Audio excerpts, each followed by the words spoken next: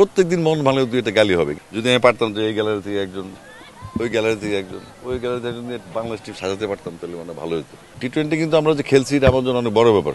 টি-20তে যখন খারাপ করছে আমরা দেখছি আর কি, ফ্যান্সদের কথা যদি বলি, তারা ক্রিকেটারদেরকে রেসিজম থেকে শুরু করে ফ্যামিলি অ্যাটাক, বিভিন্ন ধরনের কথাবার্তা হচ্ছে, মাঠে এসে দুয়োধ্বনি দিচ্ছে।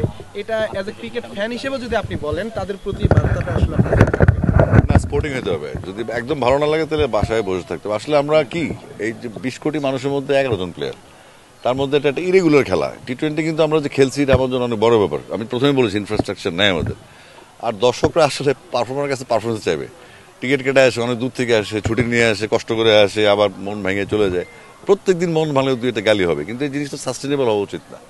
কারণ আলটিমেটলি যারা খেলে ছেলেগুলো আমাদেরই, মেয়েগুলো আমাদেরই সন্তান। আর প্রত্যেকদিন কিন্তু প্লেয়ার, যদি আমি পারতাম যে এই গ্যালারি থেকে একজন, ওই গ্যালারি থেকে একজন, ওই গ্যালারি থেকে একজন বাংলাদেশ টিম সাজাতে পারতাম, তাহলে মানে ভালো হতো।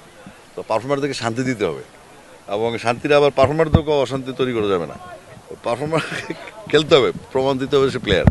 তো তারপরে এটা বেশি হয়ে যাচ্ছে। আর ফেসবুকের যুগ তো, যেখানে সবাই একটা টিভি চ্যানেলের মালিক, তো যে যার খুশি মতামত দিতেই পারে। তারপর ইদানিং আবার কিছু ভাইরাসও হয়ে গেছে, যে মনে করেন যে ক্রিকেট বোঝে না, ফুটবল থেকে আসছে, উইকেট পড়লে গোল চিৎকার করে ওঠে, তারাও আর ক্রিকেট বিশেষজ্ঞ।